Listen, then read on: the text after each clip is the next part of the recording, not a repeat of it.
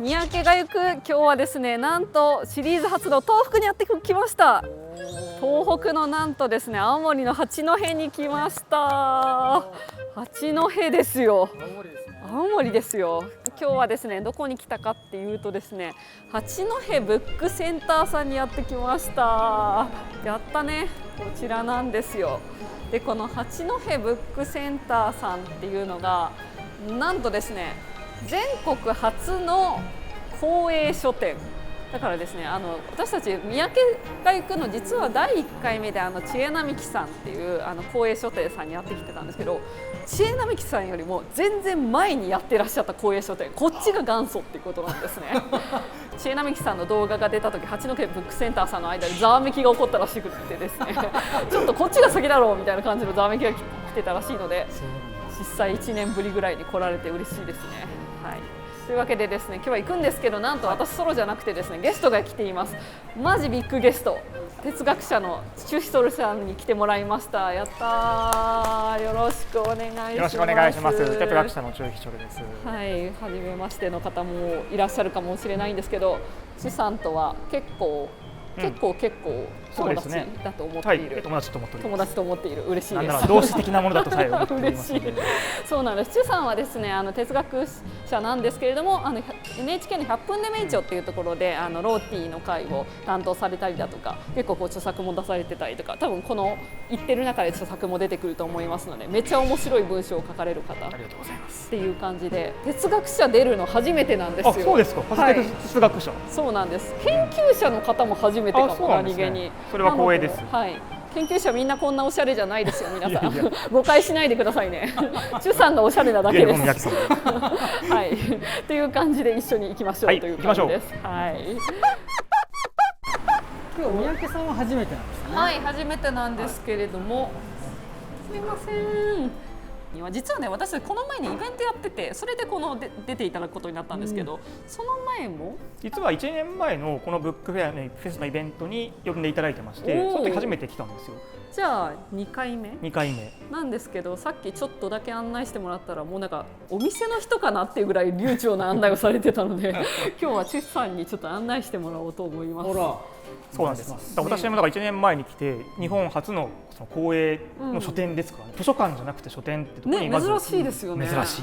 行政って前例がないことやりませんから。確かに、これちょっと行政の皆さん見てますか。はい、これが前例です。これが前例です。見て参考にしてください。知恵並木さんもここを見学に来られて、ここを参考になさったということを公言されていらっしゃるので。確かに。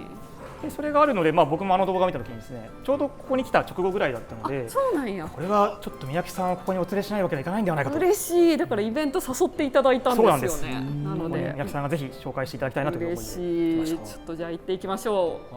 こちらはそれでも公営書店といえども、なんか普通に書店と変わらないですね。むしろ全然公共感というか公営感はほとんどないでしょう。めっちゃおしゃれな書店って感じ。八戸のど真ん中にあるカフェなんかもね併設されていて、カフェもある。でそれもね普通のじゃなくて、なんか地元のクラフトビールとか。見てくださいこれ。めちゃくちゃおしゃれっていうか、地元の八戸ビールとかですね。で沢内酒造さんのオレンジワインとか。ほんまや。これってなんかよくこういうところにあるカフェってちょっとなんかこちらとしては観光客としては地のもの食べたいがスタバだったりするじゃないですか。スタバじゃないっていうところがちょっとこだわり感じますよね。そういうところはもしかしたら公営だからこそもあるかもですね。確かになんか八戸のビールとかいいですね。ちょっとなんか今は飲むの我慢してください。でここなんとドリンクとかを買って会計前のご本も読みながら飲めたりもできると。最高じゃないか。こういうブースなんかが。じゃあ青森のリンゴジュースを飲みながら本が選べると。本を読めるということですか。ちょっと座られたらいかがですか。ブースやばくないですか。かっこいいですよね。ちょっと座ってみてください。ちょっとじゃあ僕ですか。三宅さんじゃない。似合うからこういう感じでこうやっていけるっていう。ちょっとブルータスじゃないですか。もうすでにブルータスやばい。かっこいい。チュさんはブルータスで連載なさっています今。絶賛やらせていただいております。ちょっとポーズもブルータスでダメだ。私らはこんなかっこよく撮れない。あちら頑張りますから。あっちも。頑張ります。俺に三宅さん言ってください。これ何ですか。これ大手出版社じゃなくて、地元の編集さんたちが集まって自分たちで街を紹介してる。すごい。全然ね、地元クオリティではない。すごいよくできている。本当だ、めっちゃ綺麗な。全国紙で全然おかしくないこのなんか紙面構成と。なんとか手帳ありますよね。甘辛手帳。そうそう、よく関西の方しかわからないさすが、関西だけなんですか。あれ大阪ガスさんがあれですか。そうだったよ。あ、でも全国売ってる。まあでもはい、そうです。よくご存知でミーツとかと同じです。いやでもすごい、でも八戸の日本酒とか紹介されてていいですね。この一冊あれば多分八戸のことをまずはね、めっちゃ知れそうな。へえ。この辺は児童書？そうですね。自動車絵本もかなりあってめちゃくちゃ多い。こちらも名物書店員のご夫妻がここに東京から移住なさって入られてるんですけど、女性の方の方が絵本とかの専門でいらっしゃるので、かなり選書は充実していると思いますね。ここあれですよね。だから公営書店なんですけれども、そのやってらっしゃる店主の方がもともと他で都会で非常に有名なね、すごい有名な書店員さんが夫婦で移住してきて、それでなんか店主さんになったんですって。すごいですよね。すごいモデルですよね。書店員さんに夢を与えるじゃないですけど、書店員さんの次のキャリアにこういう地方で移住してその地の中で本屋をやるってことが、自分のお金じゃなくて公務員として本屋をやるっていうことがそうなんですよ。増えるかもしれない。すごくないですか。書店員として都会でやってたらまさかの公務員キャリアが待っていたという、びっくりな話だ。こういう機会が増えると、でもね、こんな素敵な本屋さんがね、地方で増えるととてもいいですけどね。いいですよね。でもこれいいですね。ここがね絵本じゃないですか。で上になると多分これお母さん向けの本が結構あるっていう動線が考えられている。最高や。多分親子で来ても楽しめるお母さん棚と子供棚に分かれてますね。これチュさんは普段どんな本読まれるんですか？仕事の研究書がどうしてもあるんですけど、あと趣味の本で小説とかね、漫画とかももちろん読むんですが、最近やっぱそれらは全部電子版にしちゃったっていうこともあって、なかなかもうこれ以上家の本棚がどうにもならないという、我々職業あるあるですね。職業あるあるですよね、マジで。すごい、この辺は八戸のやっぱり青森といえば、ね、縄文時代とかですね、三代までの内遺跡とかございます確かにすごいっていうか、これやばくないですか。八戸藩の日記とかありますよ。すごい。確かにこういうものを原価考えて入れるとかは公営という良さもあるかもしれないですね。そういうことか、公営だから入れられるんだ。だってちょっとそんなには動くものじゃないかもしれませんからね。確かに。っていうかちょっとねこの人生初めて見た並び、太宰治からの宇野連弘、そんな並びある？青森並びでしょ。青森並び？宇野さんはだって青森一部いたわ。そうですよね。確かに宇野さんなんか言ってましたね。そういうことか。でも本当に太宰治、井上久志からの宇野連弘ってマジで初めて見る並びなんですけど、すごい文化辞表アーカイブスまである。珍しい。これを使おうかな。てかまなっちゃん若っ。びっくりしませんか？いや確かに。これいつのやつですか？これはね、あれですよ。まだ朝日新聞出版とプラネッツがコラボしていた頃の2015年。これは宇野さんいつかここに帰ってこなければいけないですね。宇野さん確かに帰ってこなければね。あと青森といえば能町みね子さんも青森に半移住というかねの半分いらっしゃるってここに本で書かれていらっしゃって、青森市の方って書かれてましたけどね。これは青森の買い物の話を書かれて青森。何買うんですか？でもね、なんか青森で買ったものがいいんだって話を結構なさってますよ。最初はニットから始まっていろんなものが紹介されて、めっちゃ面白そう。そう、ざっくりした真っ赤なニットから買いましたと。非常に面白いです。すごい。ちょっとこれと普通に青森のショッピング買おうかな。面白そう。梅木さん、その抱えてるのはもう決まった本ですか？決まった本です。ショッピン青森と文化辞表アーカイブスを私は買って、さりげない確かに。いやすごい。流れるように買うなと思って、この買うことへの集中のなさはさすがこの動画に撮れられ慣れてるなと思いました。いやちょっとなんか特に旅先はもう二度と会えない気がして、大体我々のパターンですけど、旅に出るとむしろ荷物が増えるっていうパターンありますよね。本当にありますよね。なんかそれこそ服とかもそうだったりしません？地元のセレクトショップとか、なんか楽しいですよね。楽しいですよね。ジャケットを試着するためだけに新潟に行ったことがあります。新潟に？服オタクすぎる。そうなんです。服好きっていうか服オタクなんですよ。服オタクですよね。好きなそのお店がある。そのブランドにものすごい熱量があるお店だなっていうセレクトショップが。ブルータスで書かれてたお店ですね。そこにジャケットを試着するために、そのために行きました。オタクや。かっこいい。聖地ですね。やっぱり一番暑いところから買いたいなっていう気持ちでした。見てください。我々のフェアのじゃじゃん。今回の10冊選書フェア。いやすごいこれチュさんがこのイベントのために選書してくれ宮城さんとねた10冊と私が選書したもう10冊結構売れまくったのでスカスカになってますが、結構ね確かに売れてます。向こうにね持って行っていただいて売れまし確かにチュさんが紹介してた本買おうと思ったらもうない。多分ここにあったやつや。た。あら、ショック。でもなんかこの皆さん買ってください。ブレイクショットの奇跡、私が激推ししている本なんですけど、なんとですね、私の帯文が書いてあるバージョンが今なら手に入るぜ、よろしく頼むぜって感じです。その時あるかな。今この選書フェアのこうブックガイドも三宅さんのものと、ね、私のものと店頭に配布されてますので、これもぜひ。てかすごい古畑任三郎のなんかある。あれ何？本？ここなんかミステリー系結構、 DVD？ それは DVD っぽいですよね。DVD ミステリーの棚か、そういうことか。ミステリーとか読まれますか？めちゃくちゃ大好きです、ね。あ、そうなんですね。はい、何系がお好きなんですか？やっぱ新本格世代的におー、京極夏彦さんとか、そこからメフィストがあったりとかですから、はい。そっか。あ、京極先生の。まさにね。最初に読んだのは何ですか？いやもう最初から読みましたよ。ただね、三宅さんと同じで、僕も結構学校帰りのブックオフで出会ったっていう口なので、なんだこの物体はっつって。京極夏彦さんのなんかブックオフあるある、これが目立ちすぎて気になって読むっていう。こんな分厚い物体は何なんだってことで、ブックオフで目立つっていう。そこにやっぱ並びにロールズの正義論ですよ。なんで？本当だ。これがやっぱすごいですよ。ここ哲学だな、間違いにもあるんですけど、ここもちょろっとどちらか政治哲学とか公共哲学がここに入ってて。この並びもなんかめちゃくちゃセンスいいですよね。っていうか、ここレジのすぐマジで近くでこの棚にある並びじゃない。でここやっぱ書店員さんがものすごくこだわりがあるので、やっぱ原文のものとかも置いてるんですよ。洋書が普通に並んでるんですよ。初めて見た。洋書コーナーじゃなくて洋書でしょ。サンデルって洋書で出してるんや、当たり前かみたいな気持ちになりました。サンデル先生が有名なんですけど、逆になんかアメリカ哲学のすごいざっくりしたオーダーなんですけど、おすすめの本とかあったりしませんか？アメリカ哲学おすすめの本か。入門でね。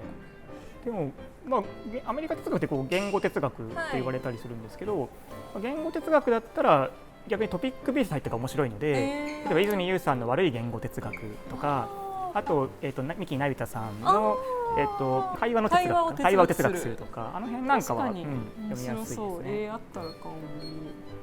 この辺は文芸もすごい充実してますよね。すごい充実度。文芸誌も割とバックナンバーとかもね取り揃えてたり。てかこの辺のなんかなんだろう、こう意図しか感じない。ね。ちゃんと顔が見えますよね。書店員さんの顔が見えますよね。思惑と。ね。それが光栄であると。これ何度言っても強調しすぎることがない。店員さんに案内してもらってるみたいな気持ちになってきました。まだこれ私実は3日目でやるっていう全然去年から合わせて3日目です。さんは何でも説明するのが上手マンなので。本当にそうですね。これ知らない。有吉佐和子のお仕事小説、面白そう。面白そう。ちょっとこれも買おう。若干ちょっとこのシームレスに買いっぷりにちょっとおののいている私がいます。すみません、スローな方ですね。そうです。やっぱ宮崎賢治全集とかやっぱり盛岡岩手が近いですから、八戸って青森県なんですけど、旧南部半径に属するから。どっちかというとこっちはなんか岩手とか盛岡にシンパシーがあるって感じなんですよ。なるほど。で青森でもこうそれこそ太宰治の津軽の方は津軽藩だから。結構別の藩なんですね。弘前と青森市とかその津軽側とこっちはちょっと結構違うっていう。なるほどね。八戸ってこう意外と盛岡側なんですね。そう太平洋側ですしね。それは宮沢賢治棚もできるんです。そうなんです。SF 読まれますか？ SF も結構好きなんですよ、実は。何系の？我らが若島正先生。本当ですね。我々のここに若島先生がいる3人のイベントがあったんですよ。信じがたいイベントをしたことがあって、アメリカ文学研究者の大家にであり、チェスのプレイヤーでもあり、かつその詰将棋作家としても日本を代表されるという。意味がわからない。意味わからないでしょ。ザ天才とはこのことかという若島正先生が我々2人の京都でやったトークイベントの時に客席にいらっしゃる。っていうほらこんな怖いことはないっていう。なんか本当に若島先生で、私本当にマジで私が見た人類の中で一番頭がいい人だと思ってて、本当にそんな人が客席にしかもその時私がこうねリチャード・ローティという100分でめっちゃ紹介した人の哲学者のナボコフ論もちょっと話すという。そうで若島先生の専門はナボコフなんですよ。まさか若島正の前でナボコフについて喋るっていうのは恐怖。ね、なんかプラトンの前でソクラテスについて食べるとか、なんかもうちょっとあってはならないことが起きてるっていう感じでしたので、その場ですぐこうご挨拶に伺って、で後にね、若島先生ここに入っていただいて、そう3人でね、すごいこと聞きましたよね。若島先生文章を書くとき、手にファ以外は頭の中で全部決まってますって言ってましたよね。言ってましたよね。詰将棋かなと思って。詰将棋みたいな文章書いてるらしいですよね。どうなってるんでしょうね。なんか意味わかんないですよね。決まります？書く前から。全然決まってないです。やっぱりそうですか。無です。無。僕プロットは論文なら考えるけど、文章は文章の流れに身を委ねたいこともちょっとあるので、あれを聞いてちょっともう全然構造が違う。いや頭の構造が違うと思った。あとなんか何気になんかみゆきさん日記書く人の文体って当てられて恐ろしい。震えました。なんでわかるんだろうって思いました。あの時そうだ、あれも結構カムアウトじゃないけど、実は日記書いてるんですと、誰にも見せない日記書いてるんですっておっしゃってましたね。怖かったです。若島先生の本もあるのが熱いな。いいですね、熱いですね。SF はあれですか、海外系ですか？海外も読みますし、日本の SF めちゃくちゃレベル高いと思ってるので、ね、それこそ、いろんなものを読みます。小川一水さんとかすごい好きですよ。こっちはハンモックとかがあって、本当だ。一人でね本が読めたり、子供用な感じ。めちゃくちゃ良くないですか、この。ちょっとハイライターどうですか？ハンモック。こっちは大人用っぽい。こっち多分年配の方向けになってるのかな。ガンと人生100年とか。よいしょよいしょ。お。緊張の一瞬。収まりが良いですね。いいな。ちょっと。でもハンモックの横に死とは何かがあります。メメントモリ的な。生死を考える。死を思えと。いやでもこれ素晴らしいですね。こういう本をむしろこのリラックスした空間で読むのはユリイカ立花特集。おもろい。いやかなりこれ詩の詩ゾーンですね。詩の歴史学。この辺はもう結構嬉しいのはやっぱこれ私も変じゃない一人なんですけど、これよいしょ、その世界最先端の研究が教えるすごい哲学。これ普通多分心理学とかが来るパッケージの本なんですけど、ここに哲学ってこの世界最先端の研究と哲学っていうのが合わさることあんまりない。英語系の哲学とかを中心に、実はやっぱ今の哲学ってどんどん科学的になっている面もあるので、アップデートされた今っぽい最新の哲学をコンパクトに紹介していくっていう本でなってまして、例えば本当にこれ表紙にありますが、会社がリモートワークを導入しないのが悪いのかとか、亡くなった人をバーチャルに復活させてもいいのかとかですね、こういう現代的なトピックについての論文を紹介するっていう、このパッケージなんだけど結構硬派なテーマで、確かにでも結構手軽に読める本なので、これをメンテンしてくださってるのはすごく嬉しいですね。ね、面白い。結構この本こんな感じのパッケージなのにめちゃ硬派ですよね。しかもちゃんとした研究者たちがちゃんとした最新の研究を本当に紹介するっていう。っていうか執筆者多くないですか？もうだから若手の今ピカピカに原文の論文を読んでいる人たちをちゃんとピックアップして、本当に世界最先端の研究を。実際そうなんですよ。日本語で読めるものとしては多分世界最先端ここに詰まってるんだけど、それをこのパッケージにしたっていう。すごい。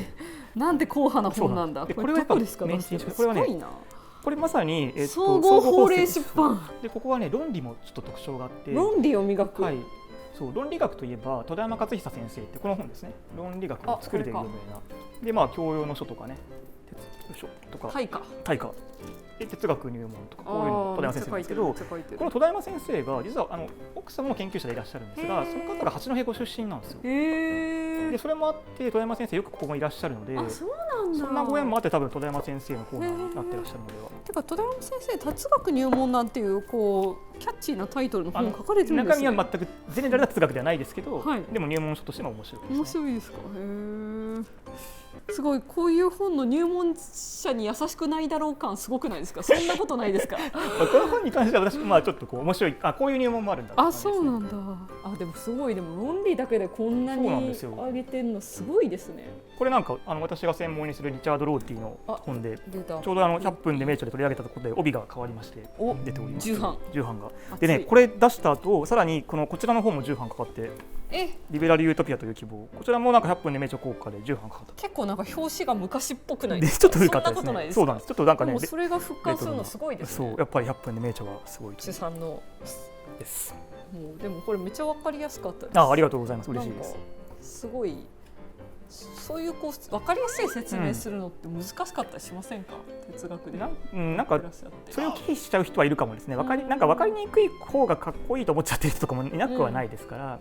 まあ、学者はやっぱどうしても難しいことをやってるのに価値があると思うんですけど、でもそれをクリアに喋ってこそっていうのは、特にこれは英語圏の人はそう実は従いますよね。英語圏の結構特徴なんですね。なんかフランス語圏の人とかは、まあ、半分冗談ですけど、誰でも分かるように書くとバカだと思われるから難しく書くんだってフランス哲学者は言ったりしますよね。そんなことを言う人がいるからみんな哲学は難しいと思うんや。そうそれは問題です。絶対そう。もしこのアメリカ哲学、さっきご話あると言いましたが、言語哲学だったらさっきの泉さんたちの本を押すんですけど、アメリカの哲学って意味なら私も専門のプラグマティズムの入門はこの伊藤邦武先生、京大の名誉教授でいらっしゃいますね。純哲にいらっしゃいましたが、この本なんかはものすごい読みやすいしおすすめです。読みやすいですか？読みやすいです。これ買おう。やった。これはだから谷川さんとかもねご専門のプラグマティズムの全体像が分かるし、書きぶりも面白い。伊藤先生はまあ、フーコーの孫弟子って言ってもいいのかな。何ですかそのかっこいい話。かっこいい。フーコーって孫弟子いるんですか？フーコーってそんななんか人物相関図に出てくることなくないですか？なんか哲学者に思われるよりも伊藤先生の文体ちょっとなんていうかな、色気もあってすごくいい文体を書かれるので。確かになんか今パラッと目次見た感じでも分かりやすい感じ。三宅さんぐらいのこう文体オタクというか文体フェチの方もかなり楽しめる本かもしれません。いい話ちょっと買います。哲学入門したい方にもおすすめですねこれは。これね私ねすごい好きな本なんですよ。編むことは力っていうね、なんか編み物今ブームだったりすると思うんですけど、編み物ブームの流れの中で編み物っていうのがその女性たちがどういうふうにそのある意味抵抗のこう手段として使ってきたかみたいな感じの話で、なんかニッティングスパイっていうなんか第二次世界大戦の時に敵の位置をそのニットの編み目で知らせてなんかそのスパイしたみたいな女性の話とかあったりとか、結構かっこいいニットの歴史がね、でもエッセイ的に結構書かれてるから読みやすくてすごいいい本なんですよね。確かにこの並びに100分で名著フェミニズムがあって、本当だ、セジビックの男同士の絆があって、でアドリゲン・ルッチの女から生まれるいい並びすぎ、いいですね。ここいいですね。いいですね。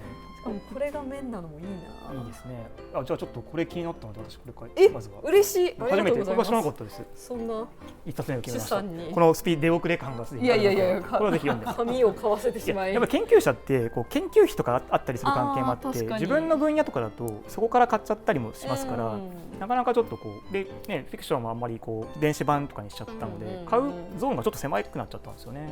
でも嬉しい。ぜひめっちゃいい本なので、哲学からのやっぱりこの書談を特徴づけるのはやっぱりこう図書館的な整理じゃなくて、完全にある一人の人が多分ほぼ読んでらっしゃる人がこれをどう分類するんだろうっていう感じの書談に見えますね。いや確かに待って読んでるんですかね。かなり読んでんじゃないですか。怖い。この量を読んでる人ってこう並ばないんじゃないかな。確かに。もうちょっと分類コード的なっていうかね、図書館的なコード的にこうねジャンルで分けるのが普通だと思います。確かに。なんか明らかにコンテクストがありますよね。ね、文脈がなんかてか人文書がもう見切れないぐらいありますね。ですよね。ここは確かに店長森さんの本領の部分でしょうからね。そっかそっか。人文書もともと担当されてたんですよね、店主さんね。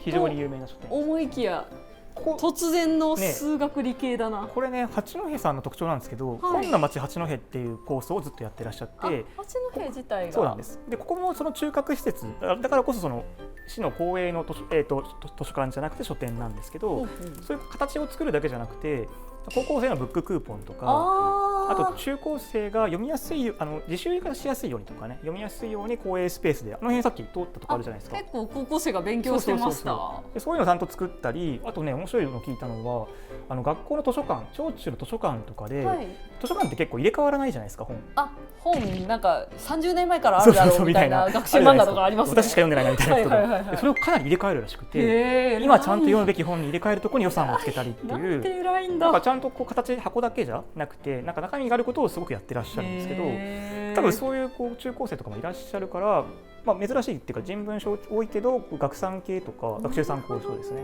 教育系とかめっちゃ学習参考書あるんですよ。すごい結構そういうのがちゃんとあるの。なるほどな。だから学生参加多いしブッククーポンもあるからこういう本が売れるっていう、なんか本当に来る方の顔も見えるようなすごい本当ですね。こっちの棚は地方別なんですよ。これ僕あんまり見たことなくて、ですよね。宮城さんぐらい本屋に行かれる方でもあんまりこういう棚作りって見ないですよね。なんか北海道とか東北で棚作るのすごくないですか？見たことない。見たことないですよね。だからご当地の青森だけじゃなくて、まあ世界的にもですけど、なんていうのかな。だから哲学の中でイギリスとかってまだわかるんだけど、そうじゃなくてもその地域くくりなんですよね。いや確かにだってイギリスの棚でこうスティーブンスンとプーと私、石井モノコ、そしてバーナード・ショー、そしてコンラッドっていう小説とプーさんと小説が並んでいる。すごい。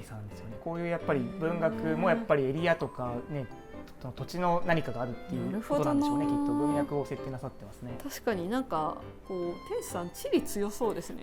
私地理苦手なんですよね。はい、すごい世界料理の探求だけで一棚ある。いいですね。ものすごい世界のかじり方なんてあるんや。本当だ。世界の歩き方の別バージョンがそんなあるんだ。初めて見ましたね。マジで初めて見た。あ、てかすごい。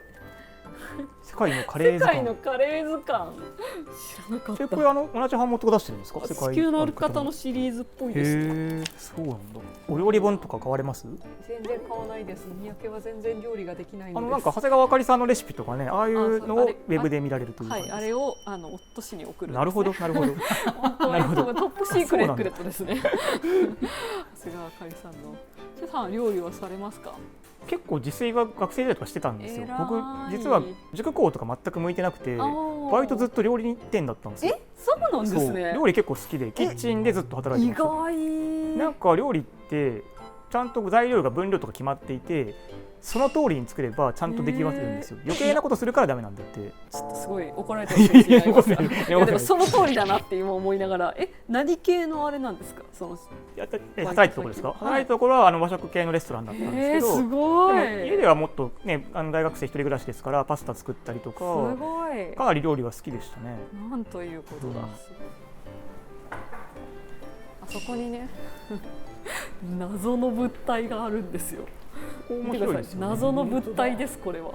このね、なんだいこれはっていう。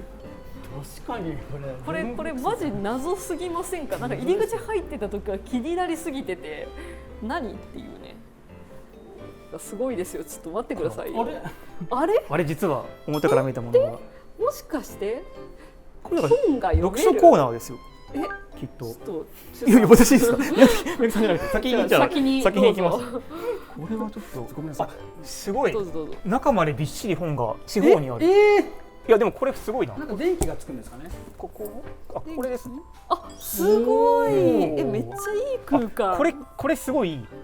すごい一人になれる。すごい人になれる。いや書店に来てなんかでここになんか村上春樹が特集されてる。正面村上春樹ですね。でこっちなんか10番出題とかこういう感じ。本当だ。素敵。ちょっと入ってくださいよぜひ。入ります。ここはいいですね。これちょっと全国の書店さんぜひこのブースを。ねえ失礼。うわめっちゃ本あるわ。そう上まであるんですよ。ちょっとびっくりするわ。ちょっと待ってください。想像のほんと5倍ぐらい本ある。そしてちょっと持たれるとなんかすごくいいこもれる。いい。ちょっと私ここで一晩過ごせる。間違いない。なんかすごいこの空間がいい。めっちゃ一人になれる感がある。上高いのがいいですね。っていうかね、やばい。ここに天才、ここにね、なんとちびまる子ちゃんとかさくらももこさんがあるのです。そんなのもうずっと読んでられるしかないじゃない。なんかこういうとこに難しい本とかじゃなくてむしろ漫画があったりさくらももこさんのエッセイがあるのってめちゃくちゃセンスいいですね。てかもうなんかすごい学校嫌になった人がずっとここでこもっちゃう私っていう気持ちになりました今。ちょっとカメラさんに入っていただきましょう。皆さん衝撃の映像をご覧くださいです。これ想像以上に本がある。それセレクトが良いな。このこもるときにこんな本っていうことなんですよね。いやでもこの座り心地の良さを体験してほしい。いやここぜひ八戸まで来てくれ。さくらももこさんが手が届くところにあるのがやっぱめちゃくちゃいい。これあんまり言ったことないです。僕さくらももこさんのエッセイが多分人生で最初に読んだ活字だったかもしれない。ちょっと言い過ぎですよ。本として読んだりして。ちょっとわかるかも。これトイレ覗かれてるでもそれぐらいプライベート感ありますよね。プライベート感トイレ覗かれてるって感じるぐらいなんかこうこもってる感があるから。確かに。だから洗面所があるとかわかんないけど。確かにそんないうこといやわからないけれども。本ってすごいプライベートのところもあるじゃないですか。はい。なんかこういうパーソナルスペースが書店の店頭にあるって確かにありですね。っていうか私はねこれがね欲しいですね。これ買い取りたいですね。これを書いてる。これ家に欲しいですね。空輸かなりちょっとなんかこもりたいですね。これなんか知らないんですけど、あの椅子が絶妙な確かに背もたれ感でちょっと欲しいですよ本当に。っていうか全国の書店さん置いてくださいこれを。これなんかね確かに流通してほしいぐらいですね。流通してほしいな。ここねなんかギャラリーコーナーが併設されていて、本当だギャラリー。期間代わりなんですけど、こういう感じでちょっと展示もあるんですね。すごい可愛い。前僕が来た時は川上美恵子さんの黄色い家の特集をされてて、すごい。で黄色い家の表紙に使った家の模型とかが展示されてたり、すごい。すごい面白かったです。てかでもすごいなんかこういう地元の漫画家さんをこうフィーチャーしてるのめっちゃいいですね。でもここまでのクオリティできるのはやっぱり行政入ってるなっていうのは良さですよね。確かに。ここ来るたびに本の文化のためにじゃあ行政とかね公的なものが何ができるんだろうと思うんですけど、こういうことじゃないっていう間違いない感じがしますよね。我々のだってこれ個人店とかでは無理ですからね。我々の税金もここに使われるためならもう我々の税金にハッピーであるっていうそうですよ。この辺ちょっと紹介してもいいですか。さっきのぜ学習書の関係とかがあって、この僕帯も書かせていただいたんですけど、芥川賞候補にして詩人でもある小説家で詩人の崎坂クジラさんが書かれたなんと学習法のご本でして、これ読むとなんか崎坂さんの作品が何をやってるんだとか結構分かって、そうでなんか彼女ご自身が中学校の時不登校で、学習塾に出会ったおかげで、今の自分があるんだっておっしゃるんですけど、その塾の恩師の先生と2人で書いた本。すごいですよね。塾の先生と多分本書くってことがこれまで詩人にして芥川賞候補作家が学習法を書くって多分ないと思うんですけど、でご自身も今私塾も立ってるので塾の先生でも終わりなんです。でそれだからこんなに美しい文章で書かれた学習法の本は多分ないと思うので、すごい。ぜひいろんな方にお勧めしたい本です。私これもお勧めしたいです。これ結構名著なんですよ。チュさんとね、さっきちらっと名前出てた谷川さんっていう哲学者の方と、あと杉谷さんっていう岩手でね、勤務されている3人のその哲学者のほとんど同門みたいなところで学んでらっしゃったような哲学者同世代の3人が、本当いろんな結構現代的なトピックについて哲学的な観点から喋り合うという3人で喋った対談集みたいな感じなんですけど、めっちゃ読みやすいんですけど、結構こう本当普通の例えば SNS の炎上とか失言とかそういうところから哲学を考える結構いい本なんですよね。確かに公共政策学者ですかね。で宮城さんにとっては先輩でも終わりっていう感じですよね。人間の、確かにこれは確かに面白い。普通成立しない無名の若手研究者3人の定談なんて普通ないじゃないですか。ないですね。大物がやるもんなんですけど、なぜかこれはお声がかかって、確かに。で実際これ出てから今3人ともそれぞれにキャラ立ちをしていってるところがありますから、今読むとまた面白いかもしれないですね。そうですね。3人ともそうか、ごめんなさい。さっき杉谷さん哲学者と紹介してた、政策学者なんですけど、3人とも今すごい売れっ子になって、それぞれの分野で出世されてみたいな気持ちになる本ですよね。予言の自己上中みたいな話。予言の自己上中。名著。あと今回選奨したのは僕ラブクラフトもやっぱりウェルベックとラブクラフトですよ。すごいな。ウェルベックのデビュー作ってこれなんですよ。デビュー作なんですかこれ。ミシェル・ウェルベックってラブクラフトの評伝が最初なんですよ。そうなんだ。でこのどっちも反社会的というかやばい作家ですけど、やっぱそこ共鳴するんだっていう。確かに結構こうフランスのなんて言ったらいいんですかね、ウェルベックってこういけすかないおじさんみたいな私の中で感じのこうでも小説はうまいから読んじゃうみたいな感じの人なんですけど、評伝からデビューしてたの知らなかった。しかもラブクラフトもアメリカのある意味固い、アメリカのこうそれこそいけすかないアメリカのおじさんっていう感じで、ラブクラフトはすごい変人っていう感じが私の中で、いわゆるこうクトゥルフ神話と言われるような、我々の人間がいかにちっぽけで、神的なものはいるんだけど、それはもうある種宇宙の彼方にいるこう、ある意味では侵略的外来種であるというか、それに前で我々はもうただ狂気に陥るしかないのであるみたいな、すごい世界観なんですけど、どっちもやっぱ遠征的ですよね、すごく。でも遠征的って逆に言うとなんかすごい自分の人生にこだわってるから嘆くじゃないですか。そこがなんか共鳴するのが面白いなっていう感じですね。これちょっと単行本版もめっちゃ美しい造本だったんですけど、そっちしか持ってないのでこれはちょっと文庫で買おうというふうに今思いました。文庫は持ってなかったので。宮城さんの選書の中だとどうですか？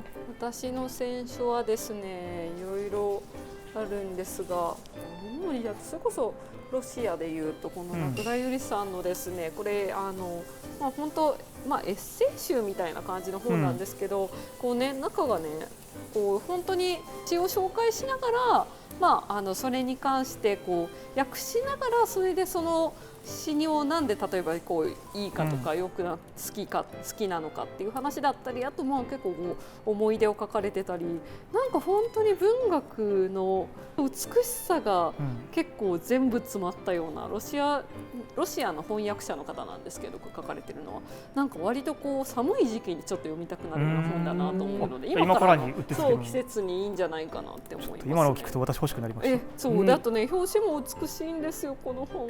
なんかすごい本としてすごい好き。確かにこの造本かっこいいですね。想定もね、なんか南さんの本はいつもかっこいいんですけど、しかもこれ帯文愛坂友さんじゃないですか。そうご兄弟なんですよ。お二人。そうなんですか。すごいですよね。それはすごいですね。ロシアのでも私はもう信じられなくて、お二人がねなんか対談されてたりとか、こう書簡とかされてたりとか一回あるんですけど、なんかこんな姉弟いるっていう距離感で、すごいですね。なんかだって弟が姉の本の帯文書くことなんてありますみたいな確かに衝撃を受けました私は。こんな姉弟いるんや、オブザジャパンオブザジャパンお二人というわけで、いや開運すごい取れ高がたくさんでいっぱい喋らせてしまった。とんでもないです。なんかやっぱり床面積に対して棚がすごい強度と密度が高い感じがしますよね。超あるね。なんかだいぶ広い書店が回ったぐらいの疲労度がありますね。心地よい疲労度が。はい。というわけでですね、私は今日はこうチュさんおすすめのプラグマティズム入門と噛みました。あと結構こう青森系の本でいうとこのショッピングイン青森、これ結構楽しみ、面白そうですね。面白そう。あと偶然出会った系でいうと中野みどりさんの自伝と有吉佐和子さんの読んでなかった小説と、あと宇野さんの文化辞表アーカイブス持ってないのがあったので使いますという感じです。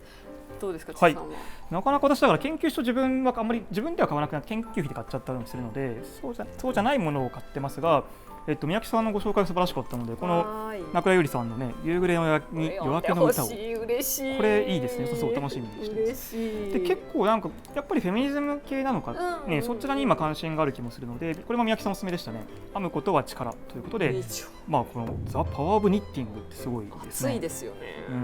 糸と針と勇気があれば何度でも編み直せる。めちゃくちゃいいコピーですね。熱すぎる。かっこいい。かっこいいといった2人暮らしの女性誌、これもすごく興味があったもので、さっき言いましたが、マルグリット・ユリスナールという、作家がすごい好きなんですけど、彼女も女性2人で住まれた方でもあったので、なんかそれも含めてちゃんと読み直したいなと思って、これは読みたいと思いました。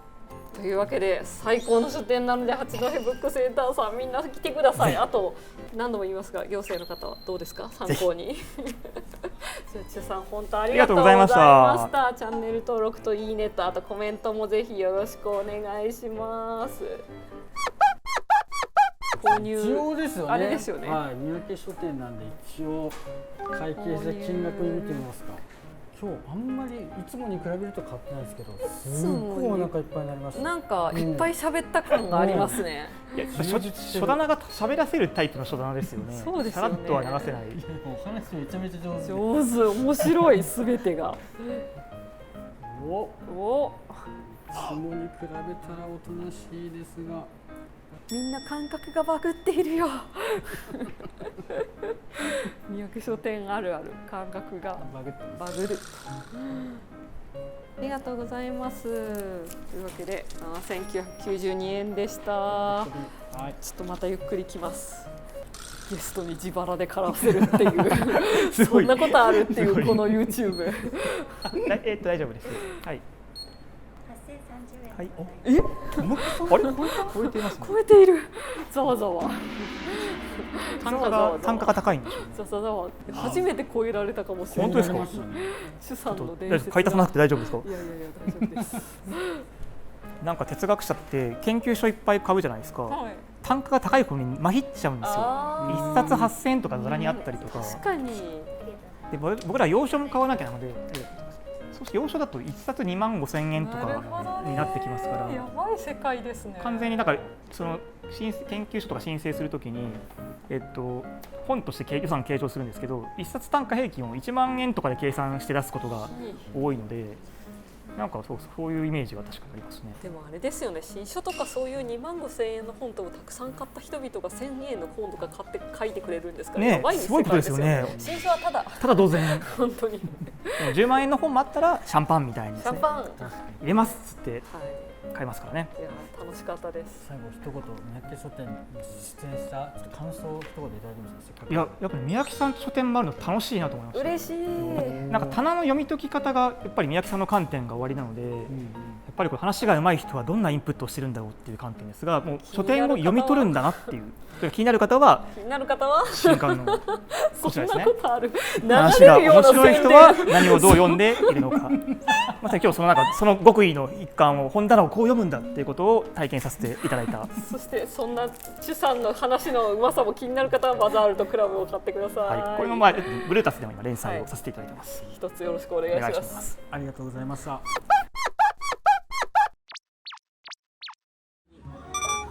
一度行っていただくと、明日何時にしましょう。所長。夜明け前からあの風景を見て、なんかお酒飲みながらとかって歩くのめっちゃ楽しいですよ。風景がいいんですか。自由だと絶対楽しい。めちゃくちゃ自由だと絶対楽しいですよ。夜明け前なんて島崎着いたね。着きましたね。着きましたね。朝日が綺麗。やばい。化粧してない顔に目に染みます。マジで。今が5時55分です。これがメインストリートでこうくの字に曲がる感じ。なんかアジア感ありますね。なんかさっきね運転手さんがね竹下通りですよ。竹下通りですよ。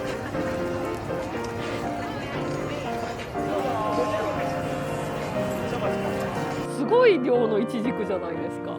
おいしい。私ですか。おいしすぎる。酒飲んでください。かなり美味しい。ソース焼きそばなんですけど、つゆで割ってるからそのサクスルッと飲めるし。今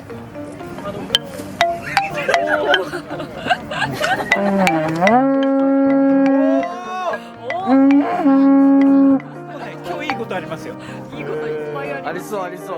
いや本当になんかその辺をなんていうんですか、ラジオ体操が流れてたりとか、ご当地アイドルの子がなんかラジオしてたりとか、あとそれでいて今日もねまさかのクロワッサンをね昼食用に買ったんですけど、こちらのでかいクロワッサンをなんかこういう普通にパンとかも売ってる感じの、なんかその牡蠣とかそういうお魚とか地元系のものから朝ごはんまで売ってる感じが最高だったので、皆さん八戸に来よう。最高の街だ。マジですっぴんですいません。ありがとうございました。